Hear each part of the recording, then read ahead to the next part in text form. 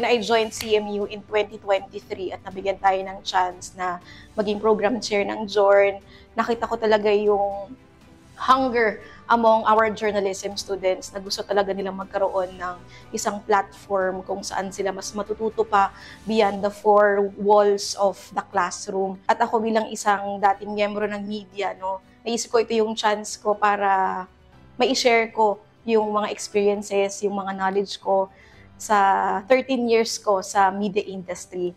At nung nagsisimula na ako mag-conceptualize itong CMU iConnect, meron tayong mga students sa journalism who share the same vision as mine. So before nag-start lang kami, 3-4 lang kaming nag-conceptualize nito. And then eventually, lumaki yung ating pamilya. And ngayon we are, I think 60 na yung ating members sa CMU iConnect. So ang dami na natin pinagdaanan sa loob ng isang taon.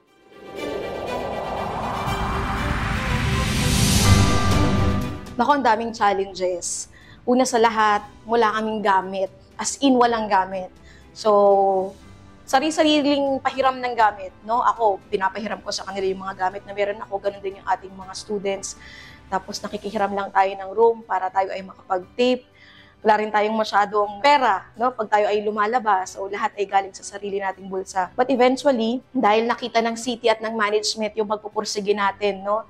Sa buong team ng CMU iConnect, ito, nabigyan na tayo ng mga blessings. Unti-unti nakaipon tayo ng mga equipment, mga ilaw, microphone, lapel, camera, etc.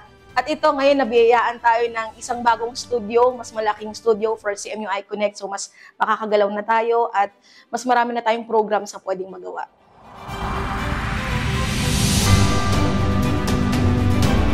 Sobrang mahalaga siya.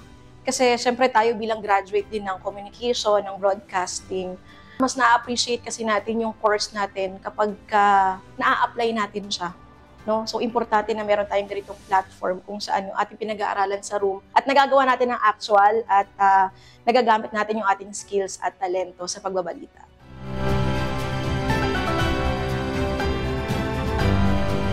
Hindi kasi ako isang advisor lang. Part talaga ako ng team. Talagang hands-on ako pagdating sa mga students sa ating team. From gathering hanggang post-prod, nandyan ako nakaantabay. Tayo ay strikta, pero I think naiintindihan naman ng team members kung bakit ganun. Kasi paraan ko to para maihanda sila sa totoong mundo ng media. Mahirap ang mundo ng media at mataas ang demands. No? Mahirap ang trabaho, andyan ang pressure.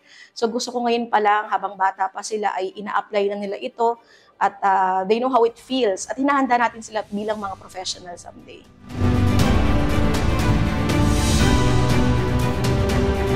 More than the engagements and likes at yung opportunity na makapag-train ng mga student journalists, no? I think ako bilang isang advisor ng team, pinaka-fulfillment sa akin kapag nakikita ko yung mga members na they learn together, they grow together, mas marami silang na-discover sa sarili nila at mas na-enjoy nila yung camaraderie, no?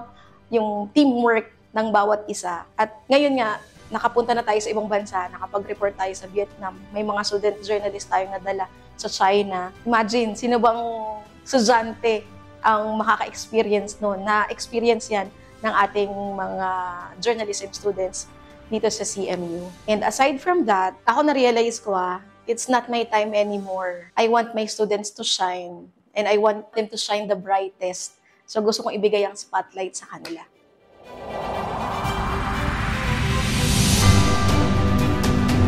Lots of hard work at pagmamahal sa trabaho. Yun siguro yung sikreto. At hindi tayo satisfied doon sa okay na yan, enough na yan. Talagang pinupush natin yung sarili natin na mas mapaganda pa yung ating mga output.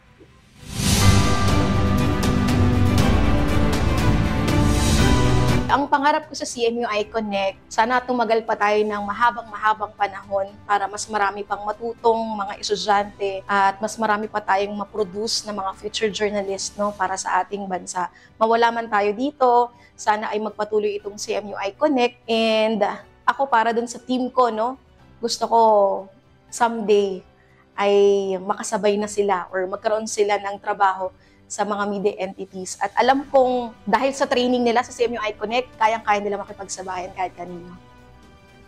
Happy first anniversary CMU iConnect! Ako po si Professor Jen Tan, Konektado para sa kabataang Malabuet.